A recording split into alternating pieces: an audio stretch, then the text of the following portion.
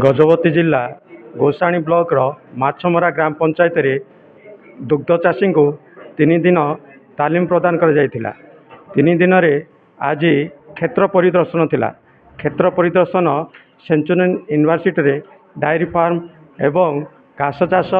एवं घास कटा जंत्र यही विभिन्न जिनिस चाषी को देखागला एवं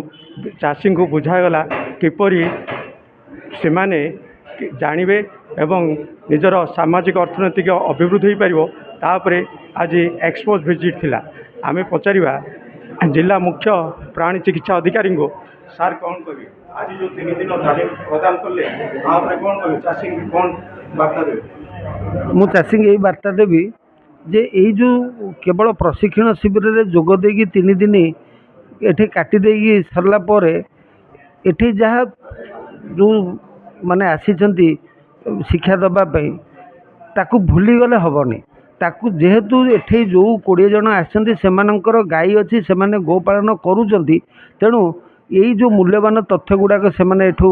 नेले ताकू निज काम लगेबे एवं आज जो जाइथिले सेमाने क्षेत्र परिदर्शन करियाकू से प्रैक्टिकल हिसाब रे मध्य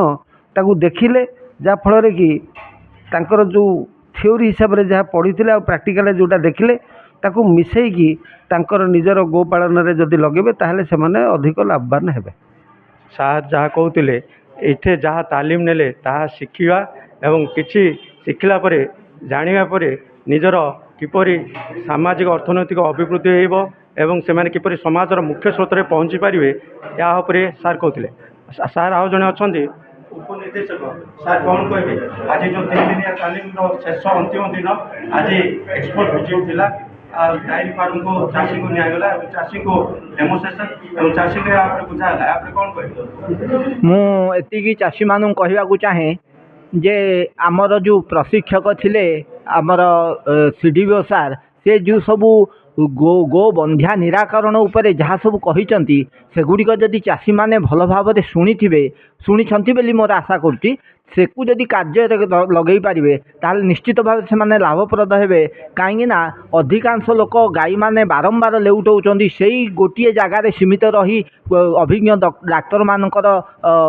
सहित जोगाजोग करना तेणु तांको गाईटी धीरे धीरे नष्ट होगा लगुच। तेणु सार कहवा अनुसार जदि से अभिज्ञ पशु चिकित्सक द्वारा गाईटी परीक्षा करेंगे ताहले से निश्चित भाव में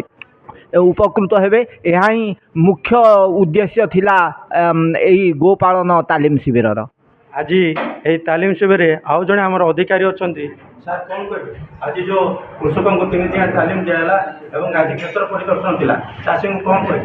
चाषी को मोर ये कहबी जो गोपालन रे जमती अधिका प्रायतः समस्त लोकों को धारणा थाए जे गोपालन कले एतिकी लाभ हुए लॉस हुए किंतु एतिकी आम तालीम शिविर एतिकी जन देवा चाहूँ जे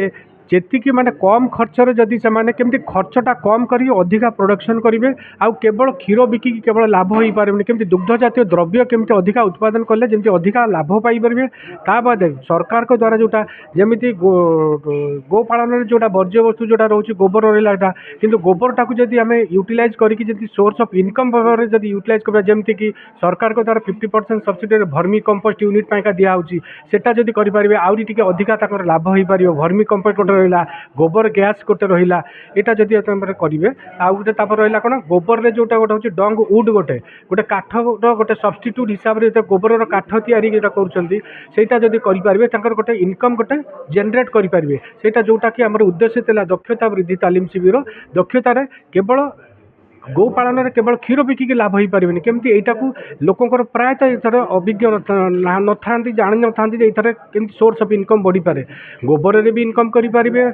गाईर परिश्रा भी इनकम करें। यहाँ हूँ मुख्य उद्देश्य था केवल मु लोक कहना चाहिए जे यहाँ से